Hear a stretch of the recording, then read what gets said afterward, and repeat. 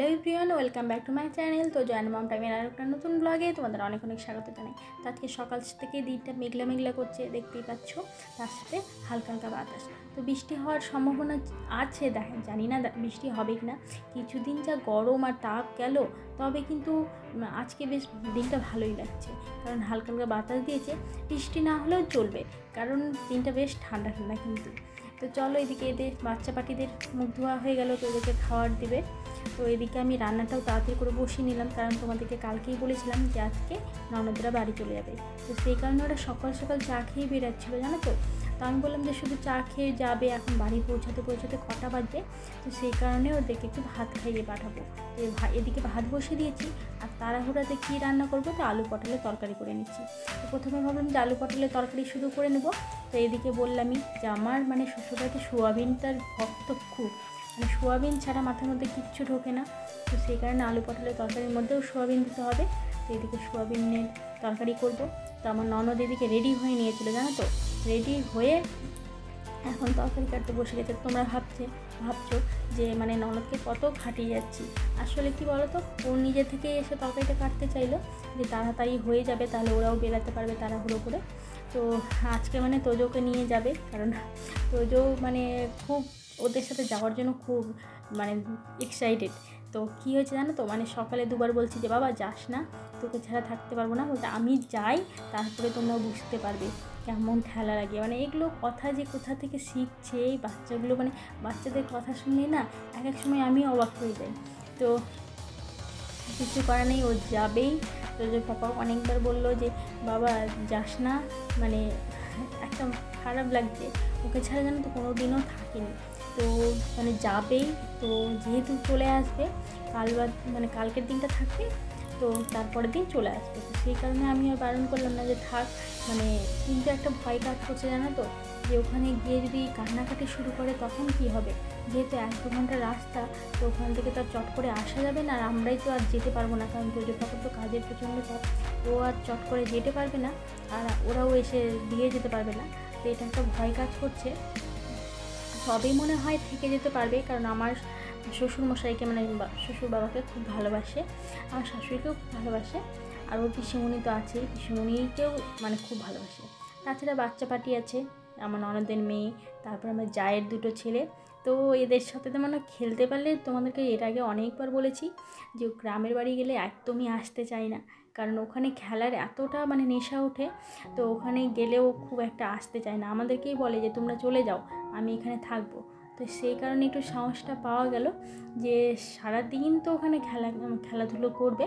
তো সন্ধ্যের দিকে হয়তো যদি একটু মন টন খারাপ করে, তো সন্ধ্যের দিকে ম্যানেজ করবে ওর পিসিমণি, যেহেতু ওর পিসিমণি দায়িত্ব নিয়ে যাচ্ছে, একটু মোবাইল টোবাইল দিবে তো ভুলে যাবে। আর যেহেতু বড়ও হয়ে গেছে, 5 বছর 5-6 মাস চলছে, এখন তো অনেকটা বড় হয়ে গেছে, এর পরে 1-এ উঠবে। তো সেই কারণে একটু ছেড়ে থাকাটা উচিত, কারণ ওকেও তো শিখতে হবে। তো সেই কারণে আমি বললাম যে নিয়ে যাও, পরে তো তোমরা আসবেই একদিন, মাঝখানে একদিনের পরে তো তোমরা আসবেই।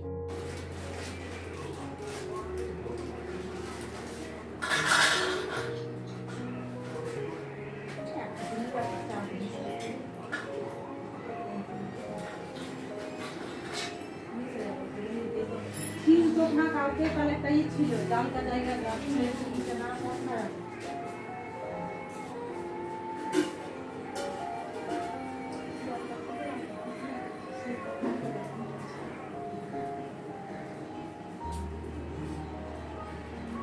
ওদি হয়ে যাবে পটল। হ্যাঁ বেশি দিও না।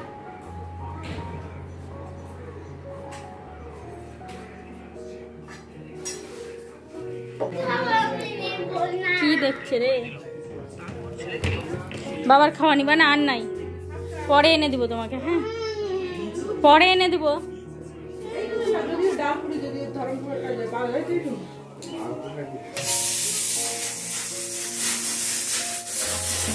এইখানে একটা কার জন্য রাখলা?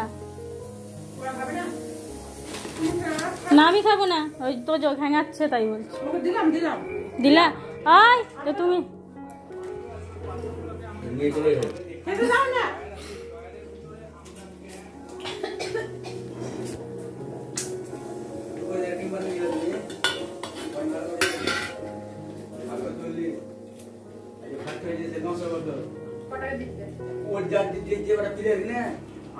বাসনগুলো ভাবলাম যে অল্প অল্প অল্প করে মেজে মেজে রাখি, কারণ এখন খাওয়া দাওয়া হবে, খাওয়া দাওয়া হলে অনেকগুলো বাসন হয়ে যাবে। তো তোজোর পাপাও আজকে বাড়িতেই আছে, আজকে ওদের কাজ হলো না। তো তোজোর পাপা বলছে যে পাপা যাস না, আজকে আমরা ঘুরতে নিয়ে যাবো, তাও ওই যাবে ওর পিসিমণিদের সাথে। তো এদিকে আমি বাসনগুলো মেজে রাখি, এবার ওদেরকে খেতে দিতে হবে, ওরা বেরাবে। তো তারপরে আমিও বেরিয়ে যাব, আমাকে একটু মার বাড়ি যেতে হবে, তোজোর পাপা রেখে আসবে বললো। তো মার বাড়ি থেকে একটু দরকার আছে, তারপরে ওখান থেকে যাব পার্লারে। তো যেহেতু আমার মানে ফ্রু প্লাক করা হয়নি, কিছুই হয়নি, আইব্রো করা হয়নি, তো ওখান থেকে পার্লার থেকে তারপরে বাড়ি আসবো বলতে কি একটা তোজোর গেঞ্জি নিতে যাব, কারণ ওর মানে নর্মাল একটা গেঞ্জি খুব দরকার, যেহেতু ওখানে মানে সারাদিন পরে থাকবে কিংবা বাসে করে যাবে, তো একটা নর্মাল গেঞ্জি খুব দরকার। তো এই গেঞ্জিটা কিনতে যাব। তো আজকে ভালোই হলো জানো তো, যেহেতু তোজোর পাপার আজকে কাজ নেই, তো ওখান থেকে আগে মারবাড়ি যাব, মারবাড়ি থেকে তারপরে ওকে নিয়েই চলে যাব। তো বেশ সুবিধে হবে, না হলেও আমাকে একা একা যেতে বলেছিল। তো একা একা যেতে জানো তো আমার একদমই ইচ্ছা করে না, তোমরা জানোই যে আমি খুব একটা একা একা বেরোতে আমাকে একদমই ভালো লাগে না। তো এটা বেশ ভালো হলো যে তোজোর পাপা আজকে মানে কাজটা হলো না। তো চলো, এদিকে আমার বাসনটা মাজা হয়ে গেলো, এবার ওদেরকে খেতে দেবো। তারপরে রান্নাঘরটা সমস্ত মুছিয়ে রেখেছি, তো বেশ সুবিধেই হলো, কারণ আমি একটু একটু করে কাজগুলো করে রাখি, তাহলে মানে আমার অতটা অসুবিধা হয় না।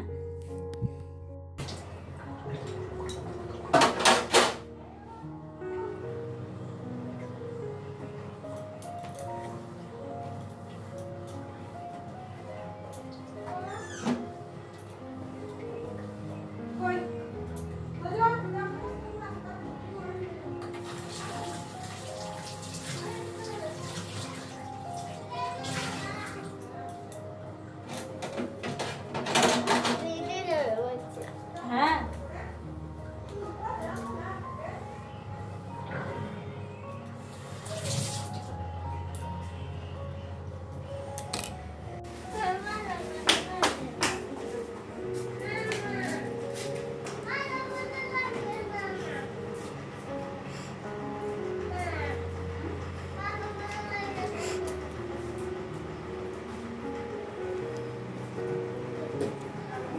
চলো, কাজ হবে না কখন? তো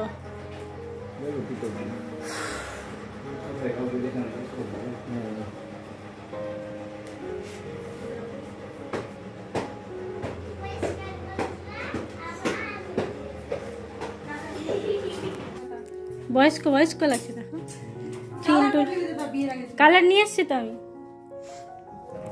তুমি মোস্ট আসলে কেমন আছে কেটে নিবা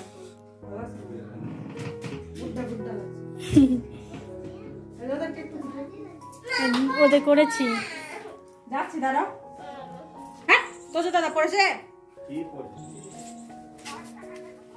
বাচ্চাটাকে পড়তে হয় না, তুমি তো নিজেই সেদিন বললা যে মা আমি এমনিতে সুইট লাগছে। একটা টিপ দিলা না ওকে? ওই পড়বে না, টিপ পড়বা, স্টোনা পড়বা, একটা টিপ পরি না, চশমা দিব আবার, হাড়ি টাড়ি দিয়ে চল।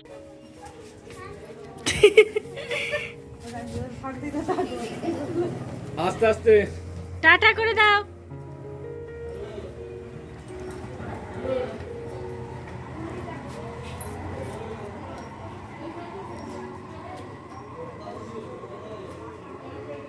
থাকতে পারবে?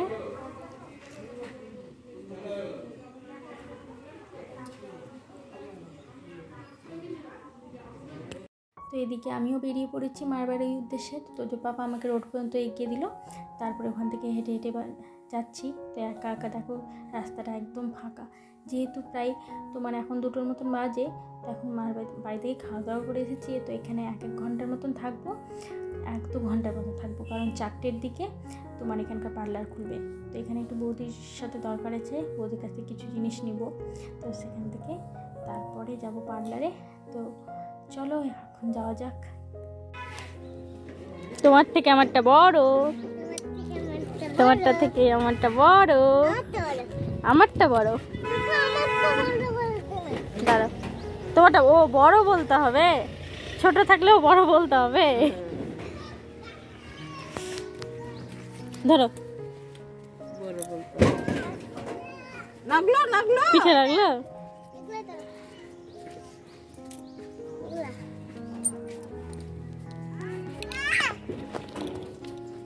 হবে না।